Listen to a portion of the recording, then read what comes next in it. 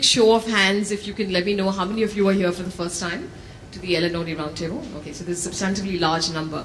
Again, this is a very niche subject, so really unless an organization is actually considering this or they already have a social learning platform, we found most organizations saying, well, this is not really something we're looking at or it's not something we're actually doing. So just with a quick show of hand, how many of you already have a social learning platform within your organization? Okay, so which organization is this? Okay, same one, okay. Axis, all right.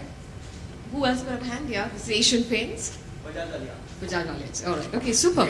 So, I think for the others who are out of interest, congratulations, because you're obviously trying to put your organization on the cutting edge if you're trying to come in here to understand the power of social learning.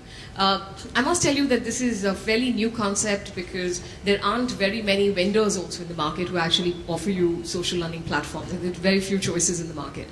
And we've got the what we consider leaders in the market to be able to come in here and speak to you about the power of social learning. And then we've lined up a case study from the SR group because we launched our own social learning platform and we have some insights, lessons learned, and this is a collaborative forum really, so we're looking forward to hearing from you of your experiences and obviously making this as interactive as possible by asking questions.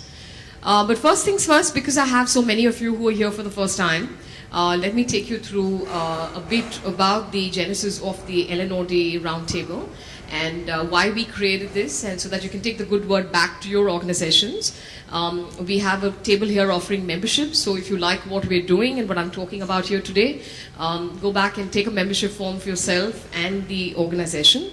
It's obviously priced at a very, very nominal charge. It's essentially just to try and make sure that at the end of almost 2 years of existence, we now want to make sure that some basic administrative costs are taken care of, and it becomes easier to be able to include more people into the forum. Otherwise, we're restricted in terms of space to restrict the numbers that attend to not more than 60 to 70 in every session. This is obviously going to be more participative, interactive, so we've restricted the numbers even further.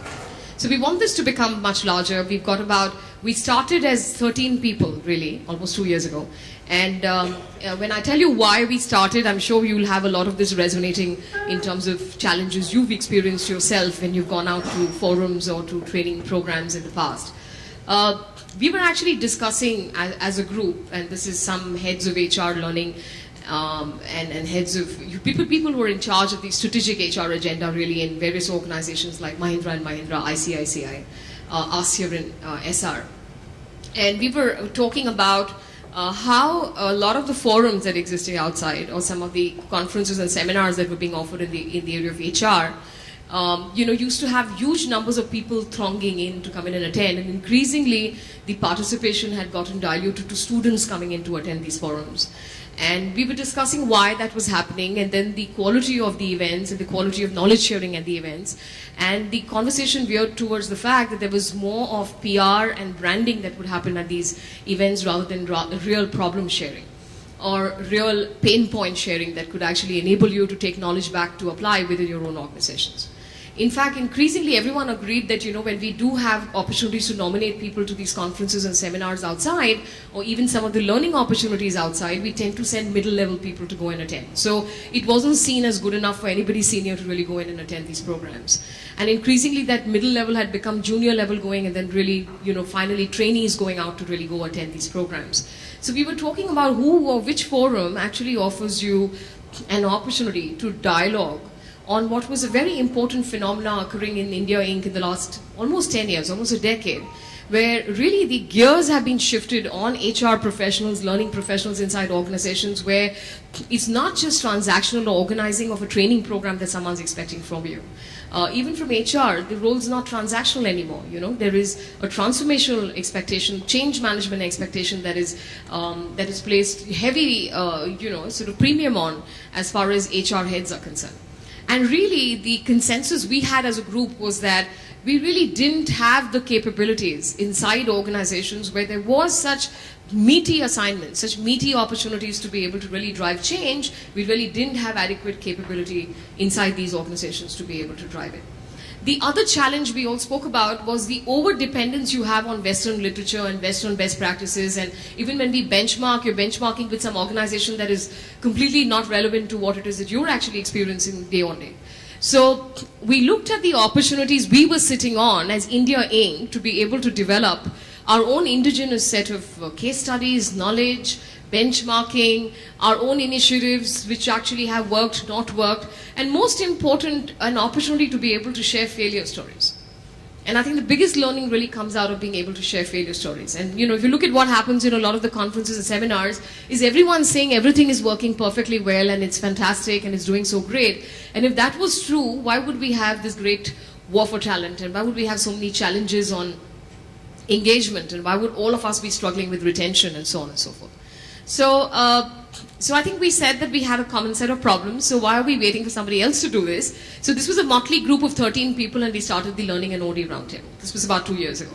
And since, we've done various kind of masterclasses, it started off as knowledge sharing, which is one of the companies would host the event, share their own learning journey in the first half. And in the second half, the audience would participate almost in a consultative process by being able to participate in the pain points of that organization that was hosting the event, by helping them on real life challenges that they could actually help them improve, enhance, work on, basis their own experience. What emerged from that was that some of us were experts in a few areas where we seem to be doing better than the others, and we said, why don't we start the whole exercise of professionals teaching professionals? And that's what gave birth to the masterclass. And the very first masterclass we did was driving performance excellence through balanced scorecard, because there was one organization that seemed to be doing it really well, and from there on we went to coaching and mentoring and a whole lot of other areas where organizations seem to be doing a great job. Since we've brought in 2 other formats of masterclass, one is called the Big Debate, which is very, very popular. We did one recently. And we bring in real contentious themes to the table and get some experts and some practicing professionals to talk about it. And the LNOD members together come in and discuss some very contentious themes. The first one we did was employee engagement, myth or reality. And the recent one we did is, does India Inc. have a middle management crisis? The missing link, does India Inc. have a middle management crisis? So this kind of stuff, which kind of gets spoken about maybe one-on-one or maybe inside the organization, but not really openly outside, we were actually succeeded in bringing some of these themes and topics to the table and got practicing professionals to be able to rally around with their ideas, stories, solutions to some of these challenges. So what you're at here today is another masterclass. We drove last year, we actually announced something which I believe is very unique, because we checked with a lot of other thought leaders and experts across the world, and we don't know of another such study. We did in the year 2011-12, we drove a study called the Best Learning Organizations of Asia study. And that culminated in the Best Learning Organizations of Asia seminar and awards, which was in June last year. We had Tata Motors that finally won the award. We had 9 finalist organizations that presented their stories, and Tata Motors won the Best Learning Organization of Asia award. There were some NGOs and middle-sized and small-sized companies as well that won awards last year. So we're not stuck on big brands. The great thing about the LNOD Roundtable is that it's a not-for-profit association and forum of practicing learning, OD, and HR professionals. And we have no commercial orientations, and therefore anyone who participated in the study was not allowed to be a sponsor for the seminar, and was not allowed to be a sponsor for anything to do with the LNOD Roundtable if they were participating in the study, or if they were finalists especially if they were finalists in the study. What we started and announced last year was the Best Change Interventions of Asia study. And this time around, we're inviting transformation stories from organizations, consulting companies, training organizations, and so on, and NGOs, not-for-profits. We're asking them to also come forth and share their transformation stories. How many of you here, any of you already participating in the Best Change Interventions of Asia awards? Yeah, so please do. Can I request Bhavna to please give out details on the Best Change Interventions of Asia study and awards? I urge you to put forth great change stories from your own organization. It does not have to be a large transformational story about that cuts across all your functions in your divisions in your group. It could be any one area in which you drove change successfully, and what worked, what actually enabled the success story to really, what enabled the change to get driven successfully, how the change has really impacted your business positively. There is actually, there's a format, there's a template that we actually give out to members to be able to drive this, to be able to present their stories. And participating members can present more than one story if they like. So each organization can present more than one. So I'm going to request all of you here in the audience to please pick up those forms and put forth a nice, great change story from your organization. The last date was the 10th of April. We've extended that to be the 20th of April, so you still have more time to put it together. If you want help on how to put your change story together and present it as an entry, there are members and volunteers within the LNOD Roundtable that can help you to do that.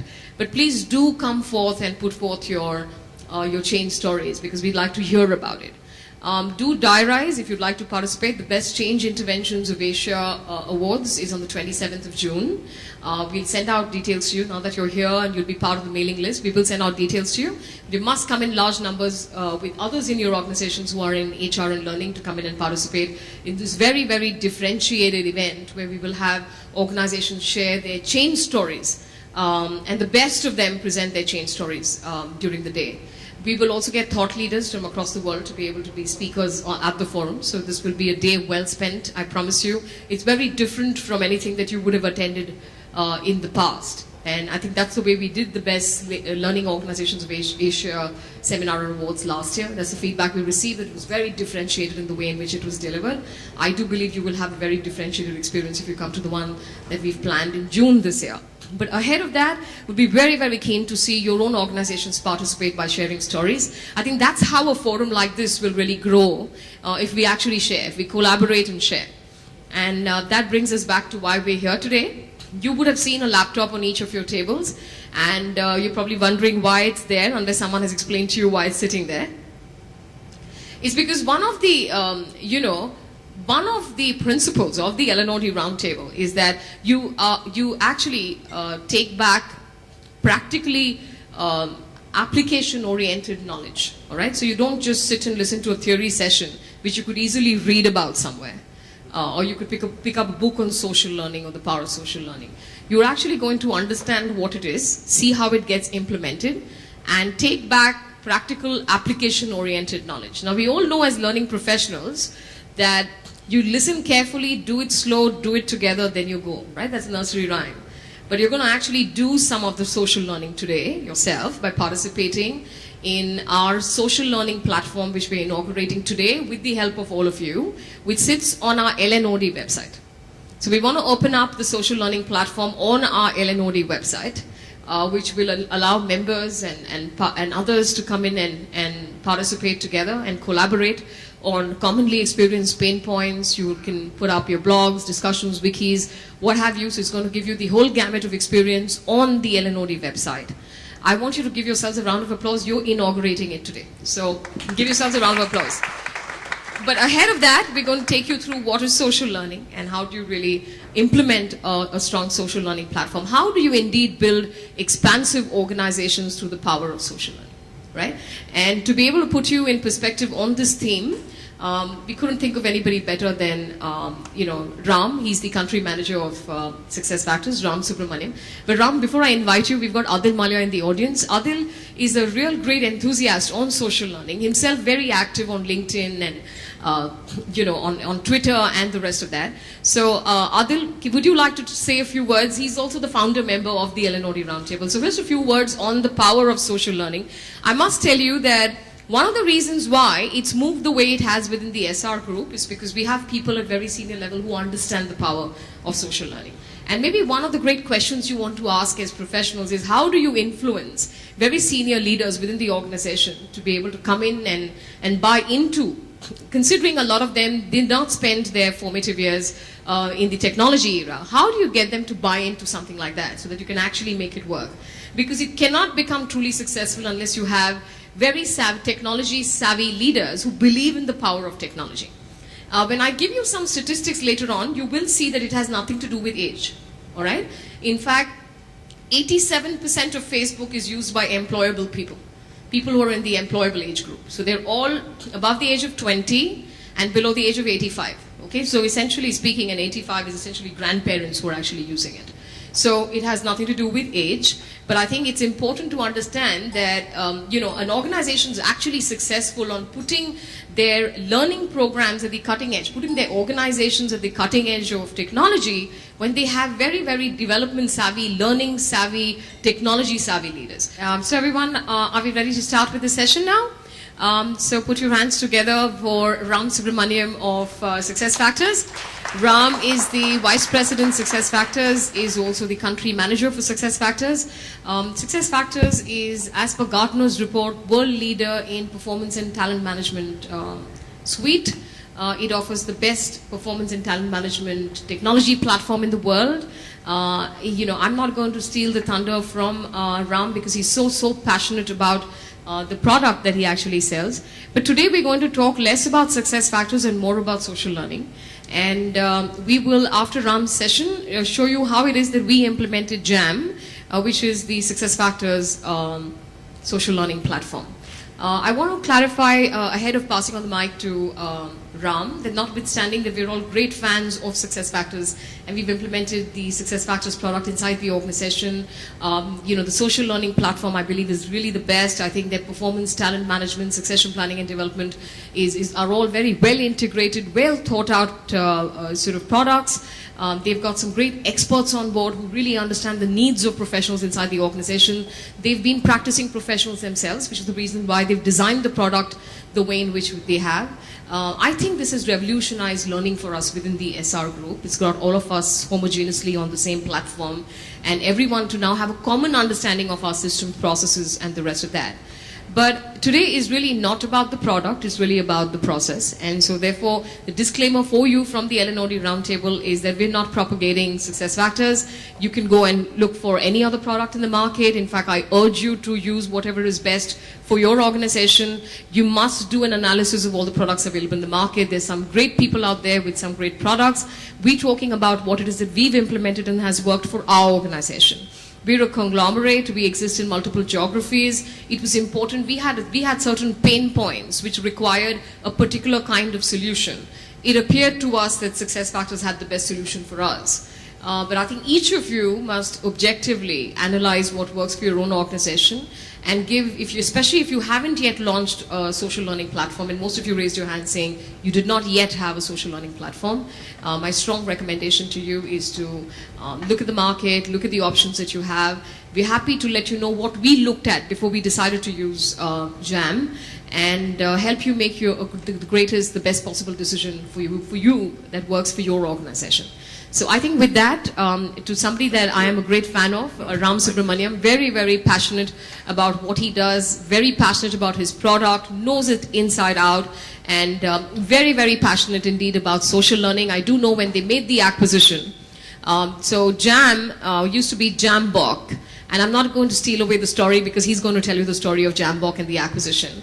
But, he's going to tell you a bit about that, right? I would imagine you talk about Gene and the rest of them, yeah? Because Jambook, this product, okay, and for all of you who believe that the older generation doesn't know or doesn't appreciate technology, hold your breath on this one. Jambook was actually created by two grandmothers. They're both in their 60s, right? So they actually created this platform. They acquired it. And I think what is very commendable is the thought leadership that exists within the SuccessFactors community to be able to think ahead and remain and keep at the cutting edge by understanding the value of integrating a social learning platform into the human capital management cycle. And I think that is what we're going to look at today, the power of social learning, how it links back to your human capital management. Put your hands together for Ram Subramaniam. Thank you so much, Sujya. We would like you to focus less on success factors and more on factors of success. Absolutely. Adil always has a way of putting you on the spot. So thank you so much, Sujya. I really appreciate this. Good morning, everybody. Like Sujya said, my name is Ram. I head the operations for SuccessFactors in India. You will see on this slide, we have the 2020 workplace. And Sujya just mentioned two names, two grandmothers who actually created this the social learning platform. So they've also co-authored a book, and the name of the book is the 2020 Workplace. So what I'm going to be presenting to you is actually heavily borrowed from what these two grandmothers actually profess, practice, and revolutionized the way we look internally to our customers, offerings, etc. That's exactly how we got our solution offering. Now, and so much of it, the disclaimer is that I'm not the author of this, so much of the slides are being presented verbatim as Carrie Williard and Gene, who co-authored this book, Profess and Practice. Social learning, when you go into your organizations, you have a fundamental challenge internally. And it's actually a little bit of perception and a large amount of reality. The perception is the age part. And Sujya and Adil, both of them actually, I think, beat it and say that, age should not play a role in being able to adopt. That is a age. So that age part definitely is there as a perception. And one of the things I'm going to be doing today is try and give you statistics that will help you demyth it. The second part, which is largely real, is social is a buzzword. And many of the organizations internally have not an anchored mechanism, but an intuitive say to say that we should go with something which is social media specific, but not really realizing why. What should it be that is anchoring that problem that they are trying to solve using social media? Hopefully, one of the things that we will also achieve at the end of this masterclass is for you to be able to build a case beyond the myth and perception of age and an anchored use case that will help you analyze and say that this is the reason why we need social media inside an organization and adopt it from a learning perspective. Now, this is a very, very, every organization wants to be more and more global. Ambitions are global. Organizations are already global. Nothing two ways about it. Demographics are changing. We'll talk about the age myth factors there. And there are organizations lower in the age strata than in the higher age strata who are already connected on the social media outside the organization, right? If that is the future, and if we look at onboarding an individual inside our organizations, let us look at what we do to them. As soon as an individual comes into the organization, on a factor of time versus performance, we onboard them. We put them through regimented training if they are new to the work life. If they are lateral hires, we give them some sort of an orientation process. That itself takes a period of time. In reality, that is unproductive time because we are making them get onto the path of productivity. Eventually, we'll get them onto some amount of informal learning where actually productivity increases because now they are talking to peers, They are trying to understand the culture. They are trying to understand their work profile. They are talking to managers. And there is an element of reality into the job that is getting settled in. So productivity is now grooming up. And then we actually say, hey, you know what? This is what I expect of you on a formal basis in terms of goals. This is how I'm going to assess you in terms of performance. So I'm putting a structure to it. And once I do that, then he's completely groomed. And he says, you know, hey, this is what the organization is expecting out of me. This is what my manager is expecting out of me. And this is what I'm supposed to deliver. The productivity goes up. But this curve, give or take a little bit of how the curve looks like, is more or less how most organizations have. And the single largest problem for that is, this comes sequentially after this. The informal is sequentially coming after the formal. And that is singularly the largest reason why your curve of productivity is looking the way it is looking. But if you go into organizations and ask them what is the problem within this part of the curve, when people are getting onboarded, what is the largest problem they have within this part of the curve? They want increase in speed of access to experts. Because they don't even know who are the experts. I'm new to the organization. I am looking for somebody who knows how to do performance management the best. No idea who to go to. I have a faint idea that this person owns the process, but I don't really know whether the process owner really knows everything about it, or there is an expert within the team who is supposed to be the one that I'm going to go to. Can I use this as some sort of a mechanism to reduce the amount of time it takes for me to move from place A to place B and get that information? Or can I do it faster? If I'm not happy, if I do not have access to the information, if I do not have access to experts, I'm going to get less satisfied, I'm going to feel less satisfied. Less satisfaction means less engagement means less productivity. Right? So if you see, in that curve, these are the problem areas. How can we reduce this? Research now says, if you want to move this curve on the other side and increase this productivity band, 4 things are absolutely essential. 4 absolute essential criteria. Give the ability for people to be able to create content. I repeat this again. Probably singularly the most important one. Give the ability for people to create content. Many of us in the learning arena have this mindset of holding content. We will create content and provide content to people. Don't. We cannot be experts in everything. There are experts who know about their processes. If it's a manufacturing organization, how to do a particular manufacturing process, somebody knows better than me. If there is a finance process and how to pay an invoice, somebody knows how to do it in a system, somebody knows better than me. Let them be the experts. And it takes, like Adil was saying, tell the story, right? So they know how to tell the story better than we do, because we are not owners of the process. We might be able to tell the story about employee engagement better, because we are owners of that process. They may not be able to tell that. But what they know best. So why don't we allow them to create that content? Why don't we allow a mechanism for them to create the content and for the rest of us to be able to search for it easily, use it, and be able to become more productive easily? Right? Create communities. Communities that are focused and anchored on a problem. Onboarding is a problem. Time to productivity is a problem. Best practices around learning, around social learning is a problem. So if we anchor that according to a problem and let everybody form a community, like-minded people coming together, form a community and share thoughts. Thoughts necessarily not aligned in the same direction, but thoughts nevertheless that will provide food for debate. Right? So create communities, and at last, today's world we spend enormous amount of time on travel. Cut down the time to access for information. Give them the access to use all of this using mobile devices. Right? And when you do all of this, now you have to a large degree, you can never make this vertical.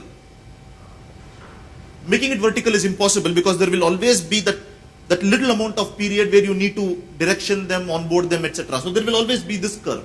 But then being able to go vertical faster is contingent on you being able to do all of these things faster. And this is what the power of informal or social learning is all about. Okay? So the business case for social learning is very apparent, and organizations worldwide through a passage of time, I've figured this out. But the challenge still exists on how do I go about and translate it systemically into something that I can adopt inside the organization. Here are some examples of what people have done. A majority of new hires do not complete their first milestone on time. Have you ever faced this problem? We say, you're supposed to complete your onboarding process and get formally certified in a system by 60 days, 30 days, 90 days, whatever, right? So whatever period of time. Chances are that only 1/3 of your population will actually be positive in that process. 95% of the employees don't understand their company's strategy. You know what? This is probably so true for largest and smallest of organizations. The largest of organizations keep changing strategy every other day. You are 20 layers below and you have no clue why the company is changing the strategy. We continue to keep doing what we did yesterday, what we did day before yesterday, not absolutely realizing that what we are doing is 100% anathema to what the company is wanting us to do. Why? Because the company has not told us anything differently. The company has told there at that 200,000 feet level, it has never reached me. And if it has not reached me, I don't know what to do. Right? Knowledge workers, we are all knowledge workers. Knowledge workers spend 30% of their time searching for information. They are supposed to be contributing information, spend 30% of their time searching for information. How lovely is it?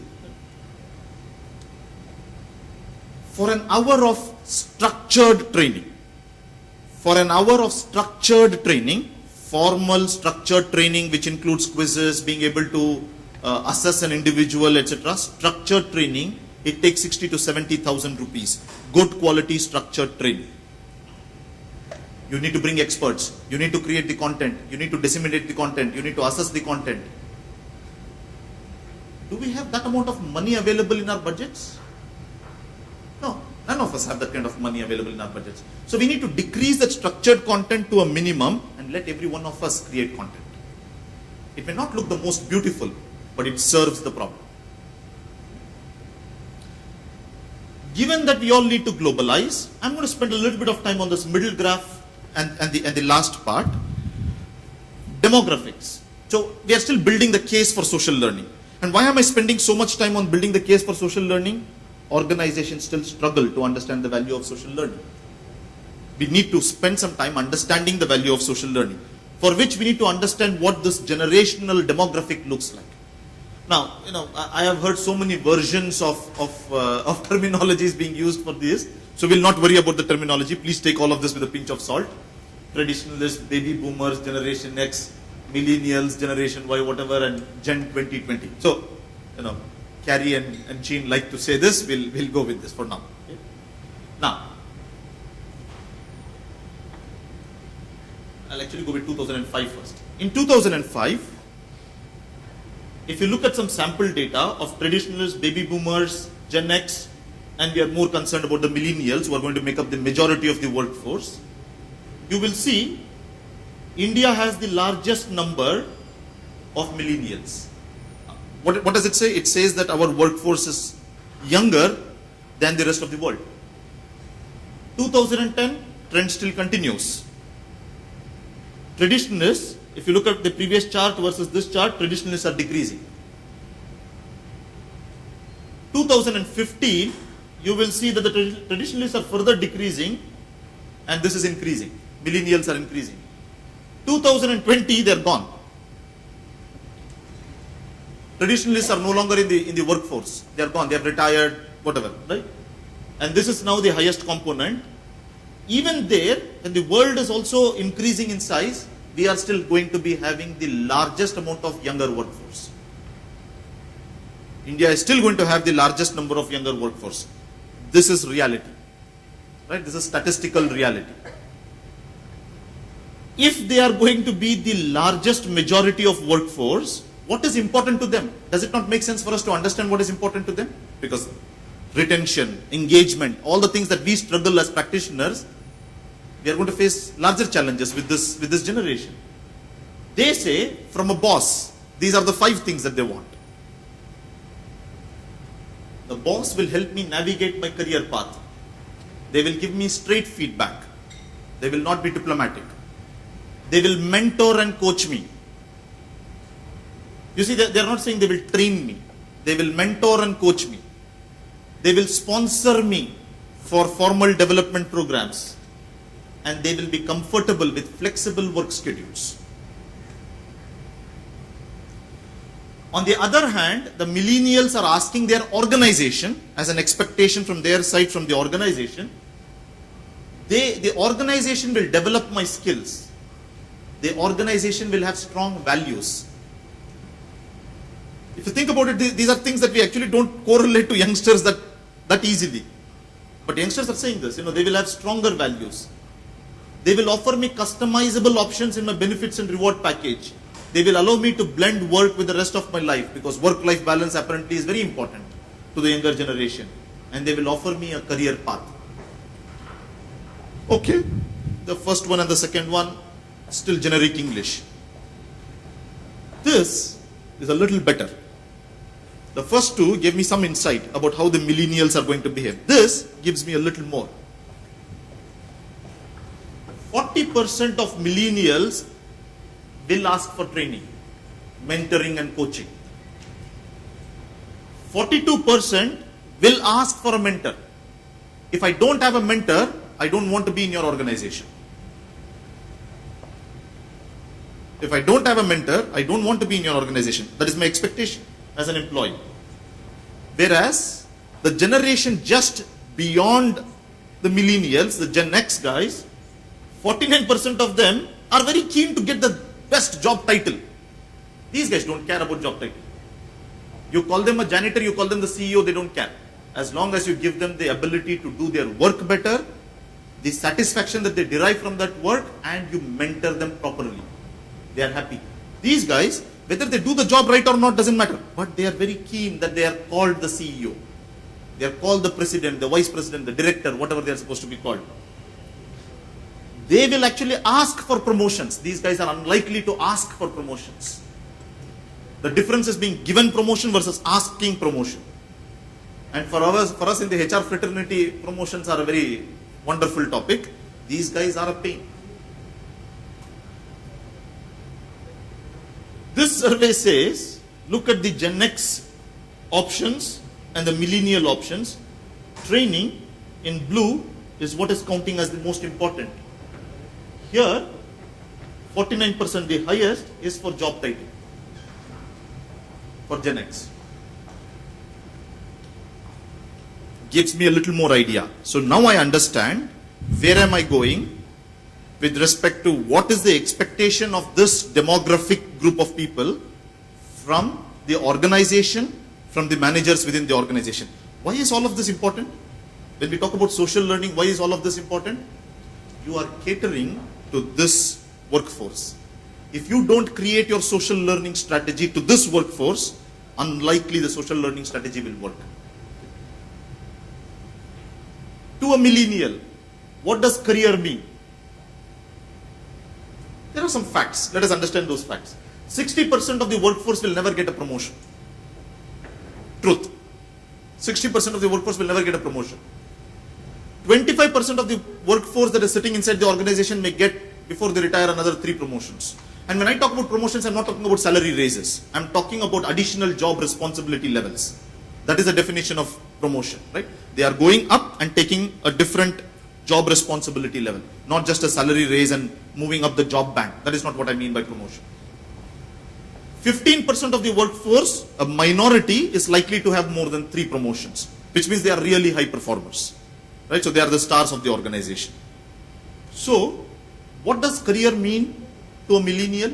If given that this is a reality, what does career mean to a millennial? It's a very interesting one. Career doesn't mean a ladder to a millennial. It doesn't mean. Typically, in our mind, when we talk about careers, we say, I'm going to go step A to step B to step C to step D. No. To a millennial, to a younger generation work person, this is not what it means. What it means is being able to get more and more employable opportunities. Opportunities that will enrich so that they can get another job inside or outside the organization is for us to figure it out. If I want this person, I need to find another challenge for this person. If I'm not a good employer, then I will let that person go, right? So whether inside or outside, for them, career paths are more important than that vertical ladder.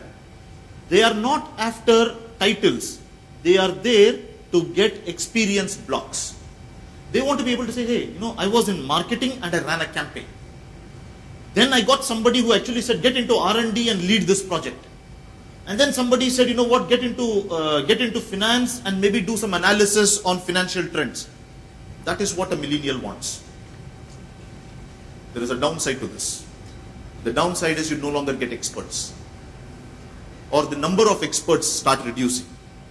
But guess what? That's the nature of this beast. That is how this workforce is. Might as well actually think through, figure out if that is how they are going to behave, what should be our strategy. So we need to find a way to marry expertise in depth versus expertise in breadth, and make sure that they coexist together. That is exactly how they are going to behave. It told me what is the demographic, it told me what kind of people I have, and it told me some sense of what I need to do in order to create a good strategy on social learning. Make sense so far? Now let us understand how do they use social media. I don't care what social media they use, but how do they use social media? And then we are going to marry these two together. Okay? Now, this is a very interesting slide. 2/3 of the population ask about social media during their job interview. Are is your organization something which is open to using social media inside? They ask this. Many of you have actually been participating in interviews, I'm sure, and you would have faced this problem yourself firsthand. 56% apparently don't even like to take up a job in an organization that bans social media. Or they will find a way to use smartphones inside the organization. So I have had the opportunity to work a little bit with large BPO companies. And those companies don't like to allow, the mindset in those organizations is it infringes on productivity. But guess what? It is going to actually, if you do that, it is going to further alienate productivity, because this person is going to take more toilet breaks. And the break is not really a break. It's to go and figure out what's happening in my Facebook, what's happening in my LinkedIn, right? So that's what they're trying to do. They prioritize social media access over salary.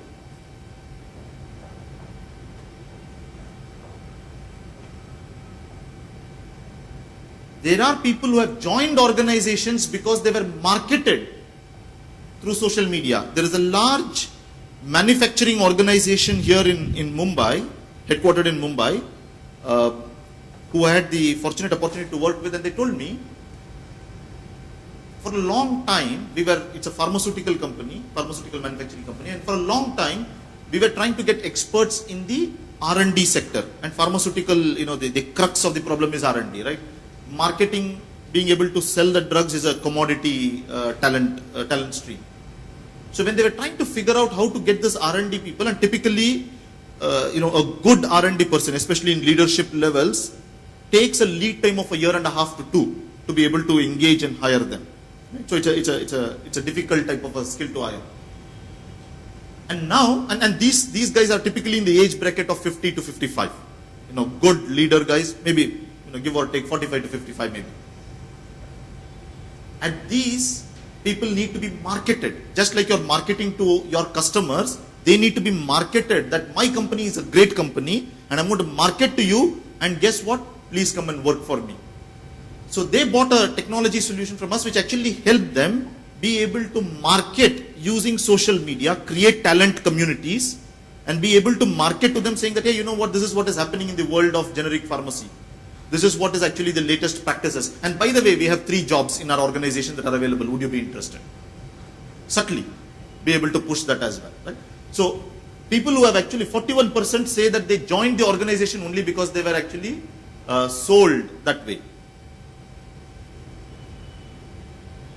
68% believe that I should be able to use my company's laptop to be able to check my Facebook. And there is nothing wrong with that. They believe that. And this probably takes home the winner's run. So I would rather lose my wallet or purse than lose my smartphone. How many of you, I think we all relate to this, right? So smartphone is playing such an important role in our lives these days. So my boss actually sits out of a business center office in Hong Kong, and one day, apparently they shut down the office because there was nobody who was coming in. They looked at the number of visits that was done to the business center office for the last year, and somebody in our corporate office said that, in the last 1 year nobody has come to this office, so really there is no need for this, and they shut it down. My boss didn't even know about it. So one day he actually just goes in there and he sees that there is no more success factors actually having an office in that business center. People actually are saying office is no longer necessary. Of course, there are jobs where office is absolutely necessary. So I'm not making it as a generic statement. But the point I'm trying to make is youngsters actually do believe that being in close proximity, unless absolutely essential to a peer or to the work environment, is not a need. Now, Carrie says the story really well. Carrie and Jean, when they started writing this book and founding this company called Jambox, what triggered her was she was in the organization that she was working for. She interviewed a 20-year-old, a 20-plus-year-old, fresh out of college. He was apparently carrying a MacBook. He was apparently carrying an Apple MacBook. So she was interviewing this youngster. The interview went really well. They were trying to offer whatever job, and she says that it was one of the best interviews. She really liked that guy. She connected with him. Fantastic. And then in passing, as the youngster was leaving after shaking hands and saying, we'll get back to you with the formal process now. Apparently Carrie said, grandmother that she is, she had this little affectionate warmth that she wanted to show to the youngster, and she said, "I'm so sorry, young man. We are not going to be. We don't use Apple products here. We are actually a Microsoft shop. We use Microsoft products." So he was actually having a puzzled look on his face. She said, "No. What I mean to say is that we use Microsoft Outlook." She was trying to, she was not very sure whether she has politically said a right sentence or not. So she sobered herself down and said, "No, what I mean is that we use Microsoft Outlook as our email system." And that little young man apparently had a further quizzical look, and he said, "I don't really use email.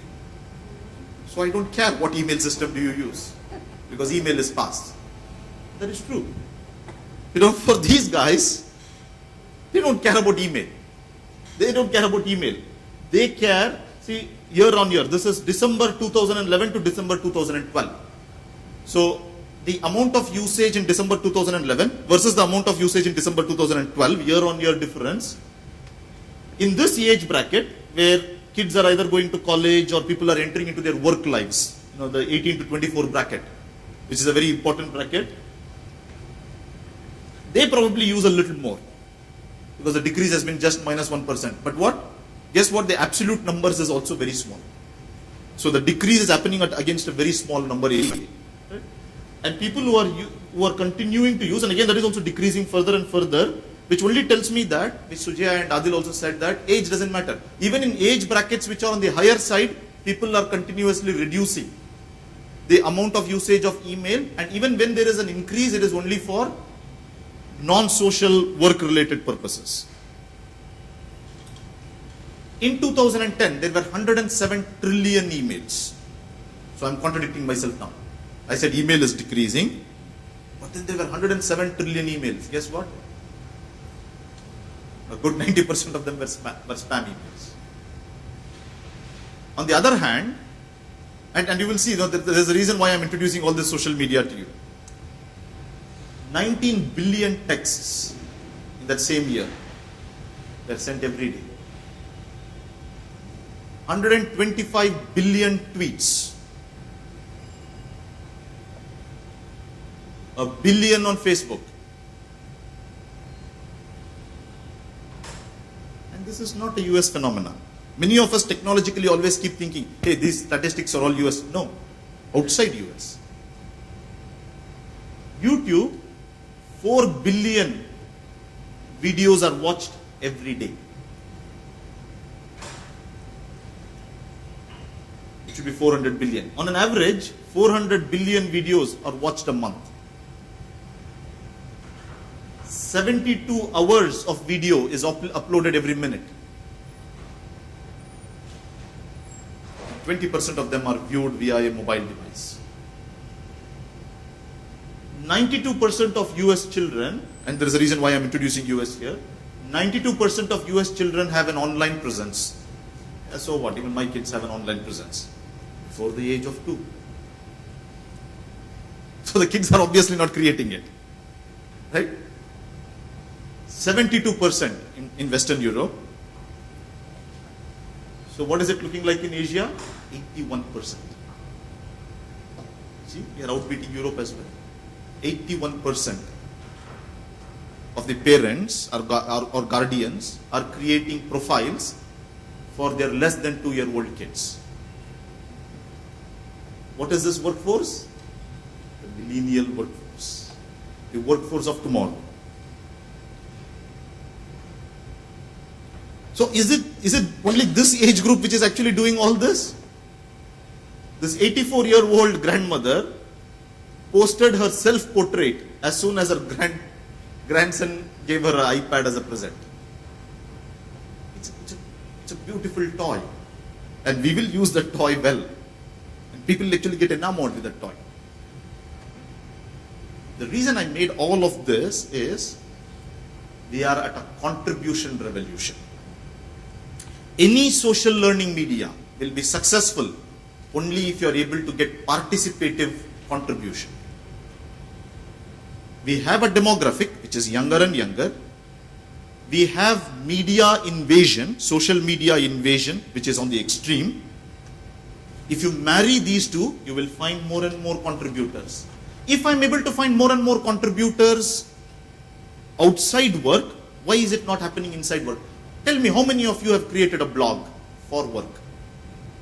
How many of you have created a picture for work? How many of you have created a document explaining your job for work?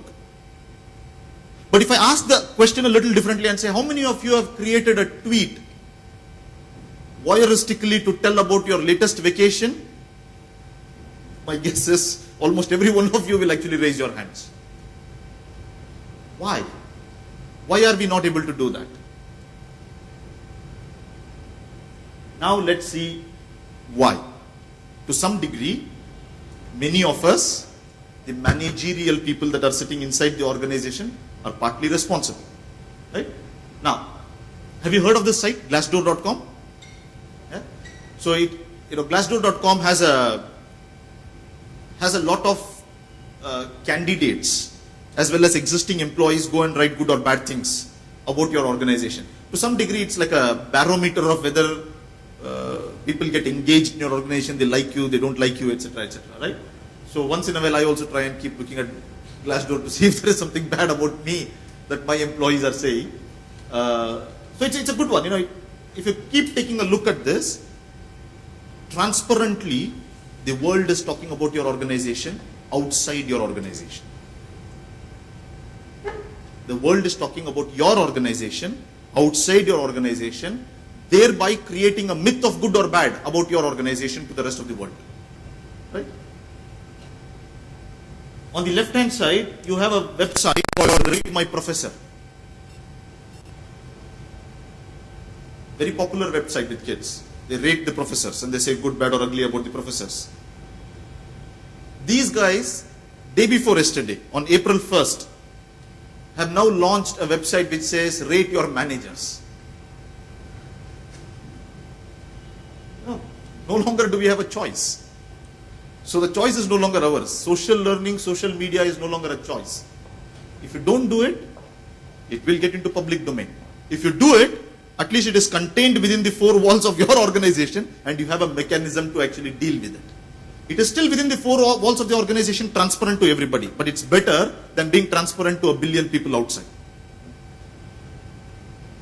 again, by 2014, almost half the workforce will be very young.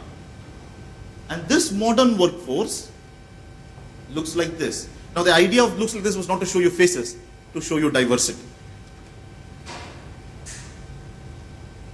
This workforce, on an everyday basis, at play, use applications like this.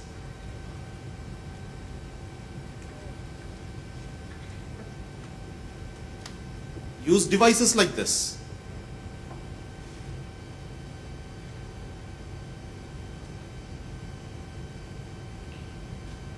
Don't read magazines, but use their iPad devices. But when they get to work, we give them an application like this. How are you as an organization going to engage with that employee? It is very difficult. It is very difficult for you to engage with an employee. What they need is the ability to see, manage their own data. If you think about it for a minute, why is Facebook so popular? I want to show off. Who am I? I want to show off. Why is LinkedIn so popular? Because I want to put something about me in there that will increase my chances of being employable better, being networked better, somebody else looking at me and being able to use me better. If I do not give a platform inside, there is no way for the employee to express who he or she is. You have taken away that expressibility. Consequently, the employee is going to try and find that media that will allow them to express themselves better. We have to understand this. Give them that expression of freedom, right? Freedom of expression. Invigorating session with Ram.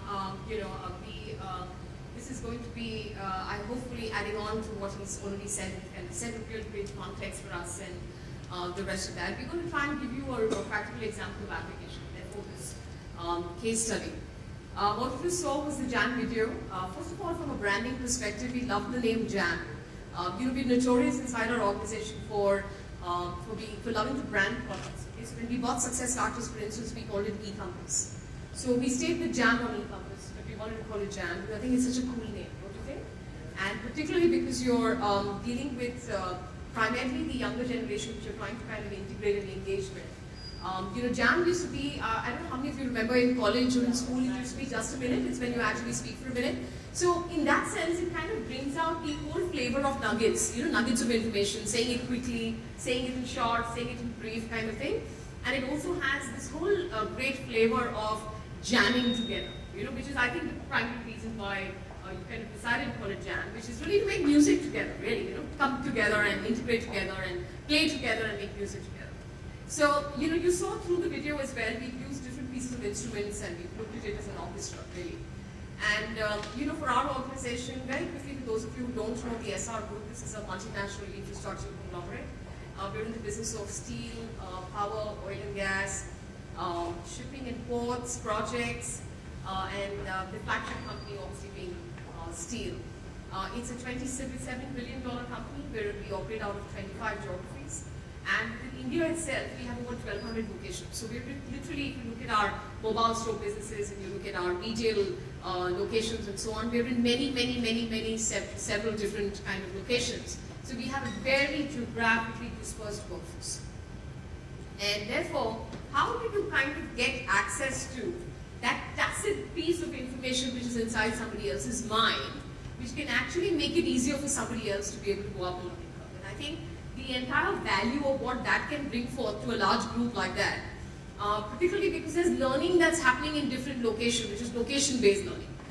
There's learning which has got to do with policies, processes, systems, culture, what's all right, what's not all right, can we do this thing differently, lessons learned from a previous execution that was similar in nature, a project that's just come on stream, one of the plants that are coming on stream in power, for instance, and there's a new one that's come on stream 6 months later, and they're identical in design, and the entire plant layout and the the machinery, equipment have all been bought from the same vendor. So they're identical looking plants in two different locations. One went on stream 8 months before the other. You can well imagine the power of being able to share that knowledge between people who've come into the new plant, and there is a group of people who worked in the earlier plant, and they've just had some challenges of being able to bring that plant on stream, and now how do you actually make that knowledge available to this group of people in a meaningful manner, in a fun manner, not only through formal mechanisms of sharing or by having to put together a formal training program. So you do see there's so many nuggets of information and knowledge that can't formally go into a training program. There isn't that kind of bandwidth, time, resources any organization has to be able to create an e-module out of it, or God knows some other way of being able to really disseminate this information. And we all know about the great Indian apathy towards documents, right? Not a lot of people read. So if anything is really long and it's an article and the rest of that, we can just forget about it. Yeah, no one's reading it. So you can write those nice, fancy, long emails, but no one's actually reading them. So we said, how can we make this really fun? Make this, kind of easy to access information. Particularly because in the manufacturing infrastructure sector, and I would be, I can almost put my hand on my heart and say that no matter which industry you're working in, the larger Indian ethos is plural. And therefore, it's really great to be senior, all right? And therefore, power comes through information, and that information will only flow through the hierarchy. And therefore, whether we like to admit it or not, information flows top-down within organizations, particularly the Indian organizations. And there is a huge amount of power that is generated out of not sharing that information with people down the line. And the only reason why some people are differentiated from the others is because they have the access to that information and other people don't. It could easily not be proprietary in nature. I mean, when you access experts, or you create communities of practice and you're accessing an expert to answer questions, at least that person has knowledge which is tacit, which has come out of both practical experience, other knowledge, his ability to process that information, the rest of that. Indian organizations are notorious for not sharing documents, not sharing stuff which is not proprietary, which they will not share with people, even sometimes within their own teams. Right? Wrong? So the idea being how to actually make sure you break through this and start making information travel bottoms up. So I think what appealed to us about JAN and our confidence to bring this in so early in the game into the organization is one, I'll give you our talent demographics, okay? We have about 67% of the organization that's below the age of 35. Right? We're in manufacturing. We're not IT, we're not ITES, we're not sunrise industry, insurance, or retail or anything else. We're essentially hardcore, core sector manufacturing company. Okay, we like to call ourselves infrastructure now. It's the most snazzy word to use, but in its core, we're actually a manufacturing company, manufacture steel. Now, you look at this, and I can tell you that we've got a very large young workforce. So today, this is the reality of India. Your talent pool outside is young. So no matter what you're trying to do, you've got to have mechanisms inside the organization to gear up to this macro reality, which is whether you get people from outside, whether it's people inside, you're going to have a very, very young workforce because the experienced people are over a period of time, and you saw some of that statistics in this presentation. They're moving out of the workforce, and you're having more and more young people take on leadership roles within the organization. Now let me give you, some age demographics. Okay, the average age in our organization is, anyone wants to guess? The average age at a senior level is about 54 years. It used to be 56, it's come down to 54. Some young people have gone in there, yeah? Or younger people have gone in there. But the average age of the organization, anybody wants to venture a guess? The average age at GM and above is about 54 years. The average age of the organization is, anyone? 40. It's 27. Okay, it's 27. So it's a very, very young organization. And while we love to talk about in learning, how do you actually integrate across generations, integrating multi-generations at work, engaging multi-generations at work, I promise you, if you go back to look at your inventory of what you do in learning, there's nothing that you've substantively changed because the demographic of your target audience has changed dramatically. And I must say that we were doing some real hard talk with ourselves, saying if we've got so many young people within the organization, what do we do differently in the area of learning that's actually catering to their sensibilities? And this generation, very interestingly, responds to a Web 2.0 UI experience.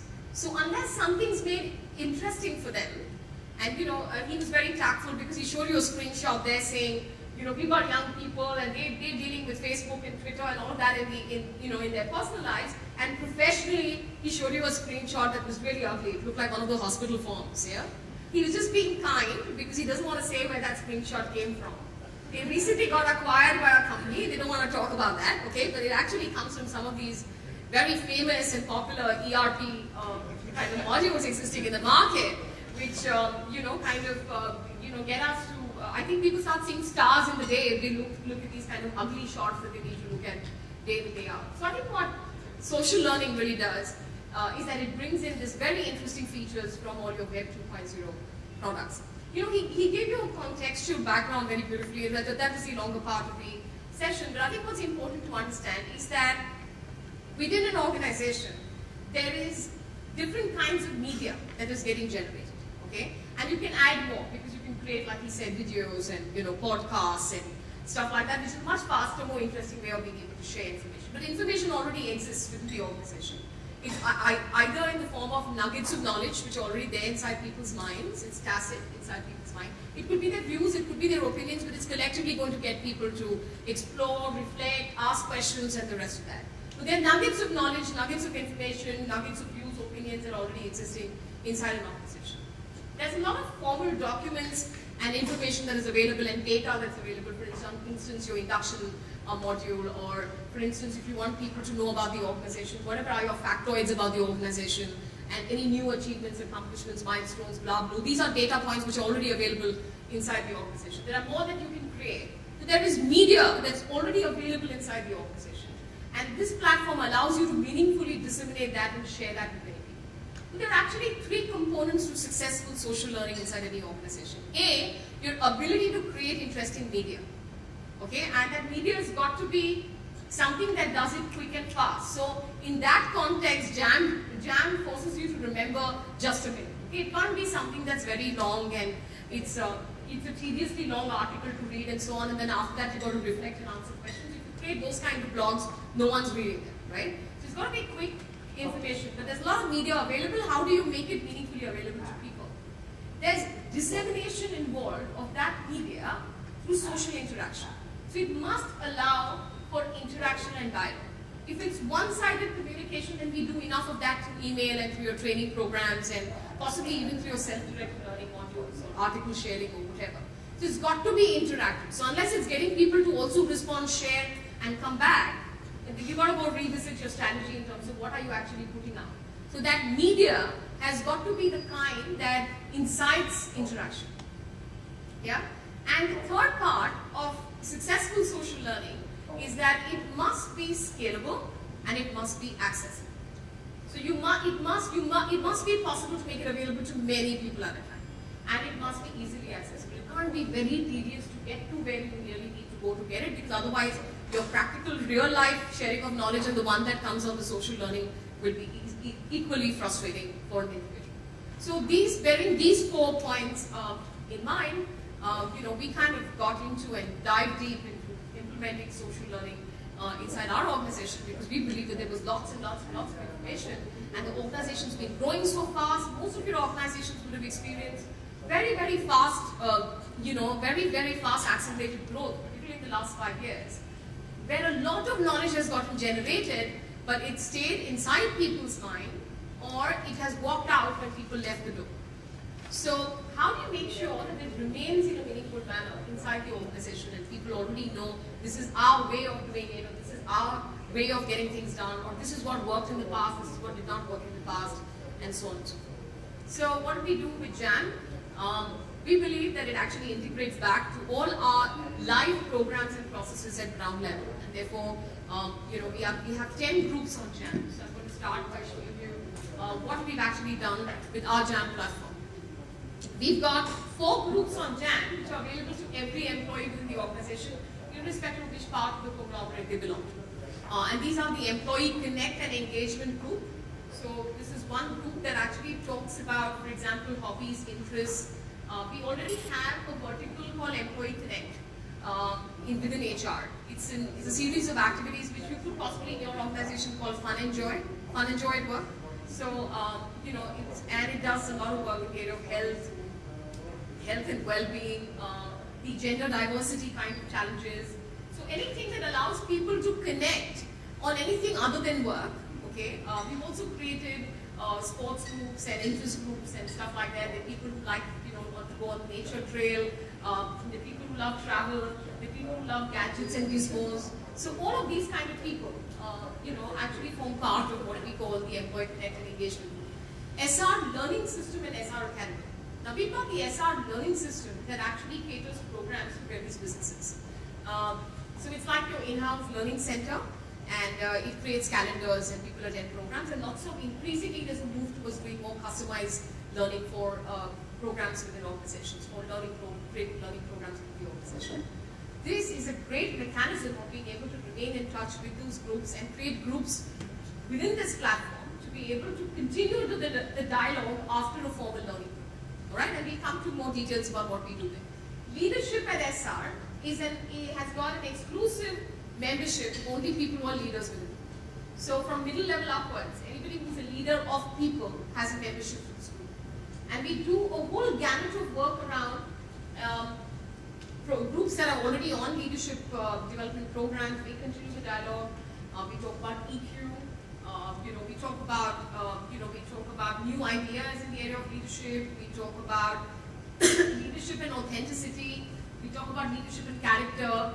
We bring in different aspects, leadership lessons from the army, all kinds of things up there to be able to open up dialogues and debates around these areas on leadership. So everything to do with leadership and the gamut of leadership is on that.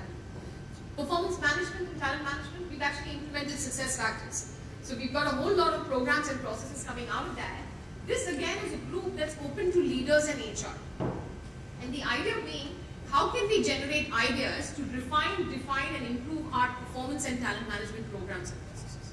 So there are debates on contentious issues like, what should count most when you're assessing performance? Should it be effort or should it be results?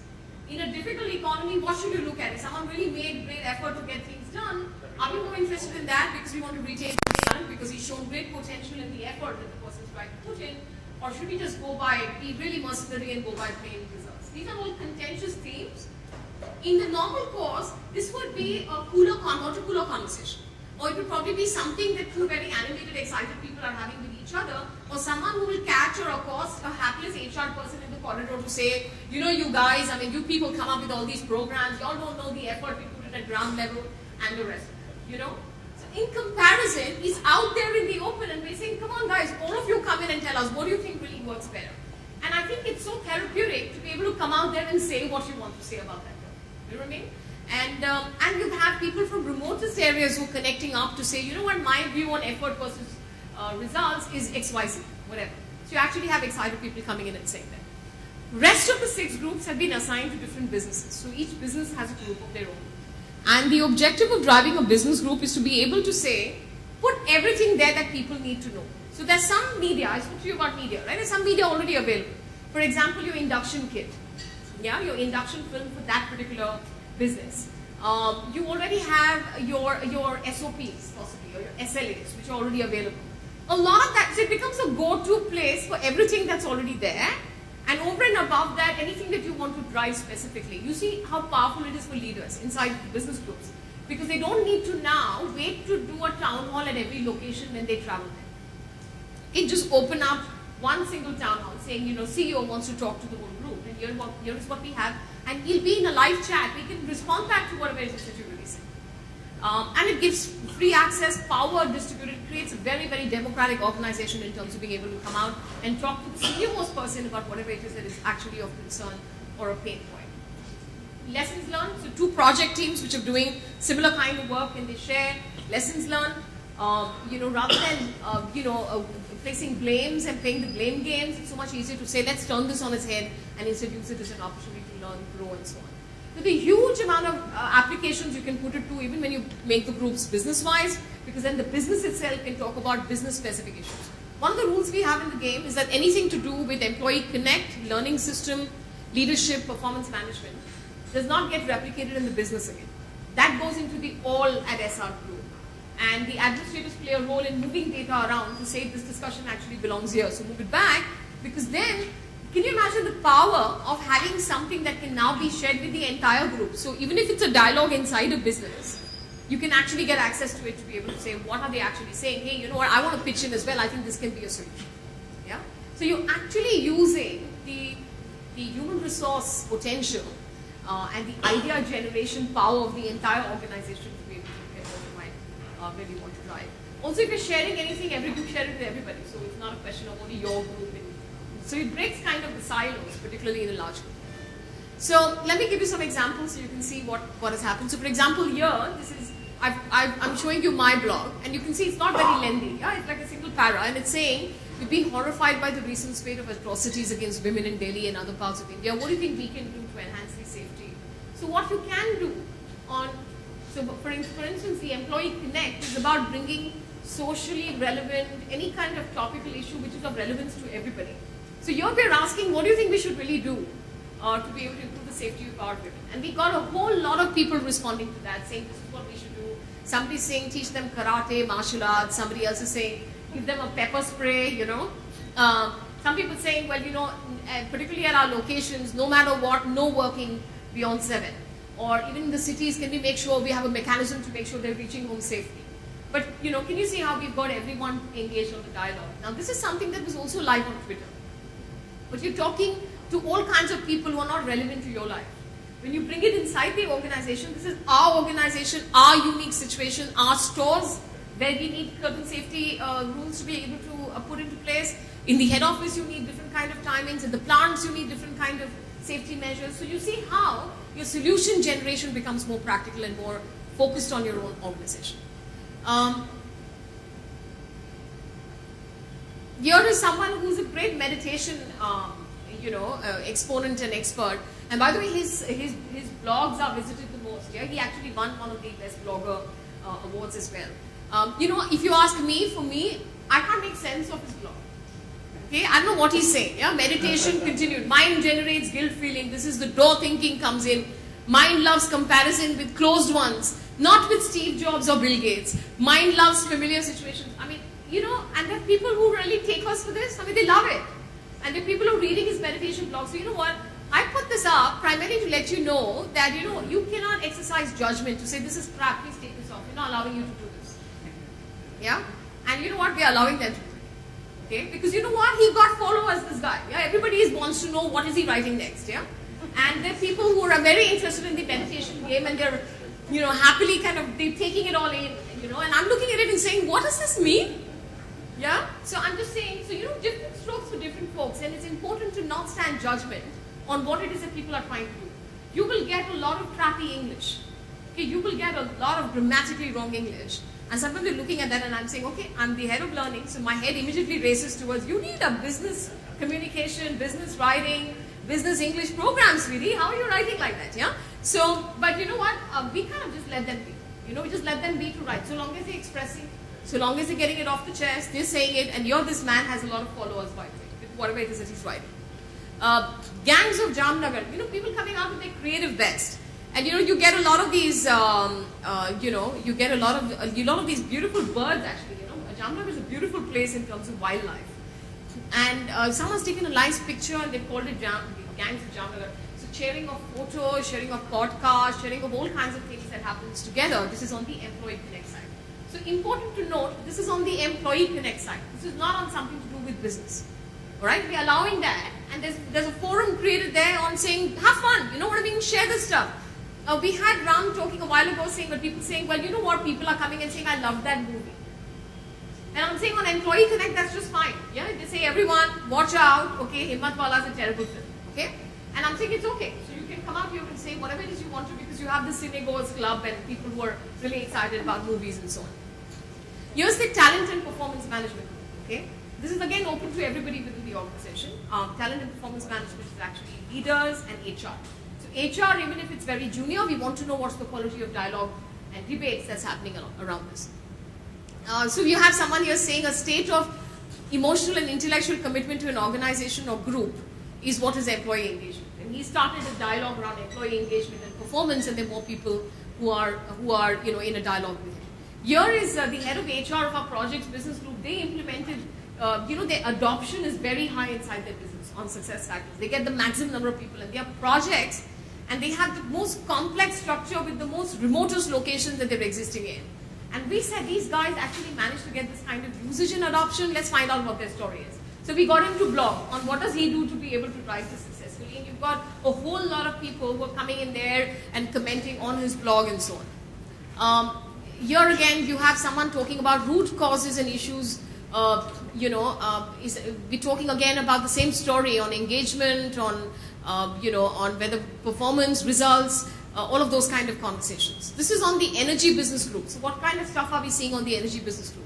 And there's somebody here who's saying that I addressed a big group of 80 contract employees, the job involved hazardous scope, whatever, and there was no loss, there was 1 year without any lost time injury, this is what happened. Somebody else is now commenting on what happened when he, but they're talking about contract employees on location and what are the challenges they had, and somebody else who's on another location commenting back saying actually this is the experience we had when we spoke to our contract employees. The projects business group has got the CEO. When they inaugurated the group, the CEO wrote to everyone saying, I really want to see you all there. And you had more people who came back and began talking about the kind of potential that the projects business group has, how excited they are to contribute to the journey and so on. How have we popularized Jam? And I think this is important in terms of how do you get everybody in? Yeah.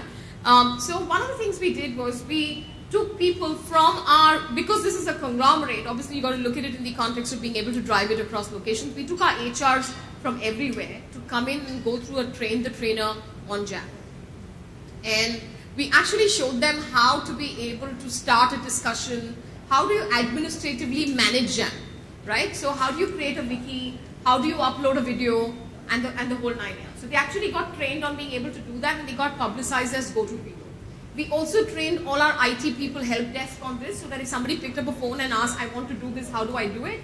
It becomes easier to be able to do this. And then of course we did roadshows, so we went out to different locations, we spoke about Jam. And you see there was a one-sheeter which went out to them, which very clearly just says, in very simple terms, how do you microblog, wiki, discussions, blog, social document, notification. So one-sheeter. And I think we've always prided ourselves on simplifying information. So you don't put loads of it, you just put it very simply there. So 6 things that you can do on Jam. Okay, so how do you create a wiki, how do you upload a document, blah, blah. So we actually got them to be able to learn to do that.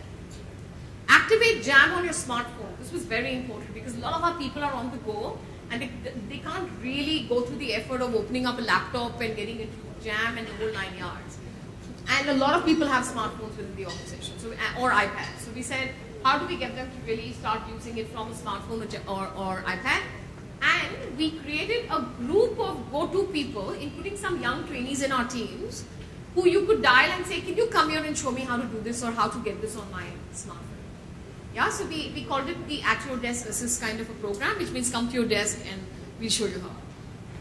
Jam on Hot Toast. Okay? And we said, why don't we now pun on Jam? Okay? So Jam is just a minute, Jam is jamming together in terms of music, and Jam is the jam you put on toast, yeah? So we said Jam on Hot Toast is actually sent out once or twice a week, attracting people's attention on what are the great stuff that's going on in different groups. So they can go there and see it, comment, but that we don't miss anything that's really going on. Yeah, so there's Jam on Hot Toast that we've actually, and then the Jam Champs. Okay, people are putting up the best blogs, people are driving the best discussions, but there's a huge recognition program that's been built around this. Yeah, we've got within 3 months of going live, we've got a very large number of members who are on board. A lot of the business groups that I showed you have not opened up yet. They're in a phased manner still opening up, but we have large number of people who are already on this. I'm going to show you a video so that you can see what users have to say about Jam. You'll get snapshots of some of the old shows that I just spoke about and the rest of that. If you're not going to ask me, I'm going to preempt a question, and you must ask me that after the video, okay? We'll discuss that, which is how do you handle IT, okay, and security issues in terms of information inside the organization? I'm hoping someone has that question, okay? So we're going to talk about that, and if you want solutions, we can help you find those. I think success factors in the adoption show members how to do it. But I think we found our solution. We'll share that with you, okay? But I'll take the questions after.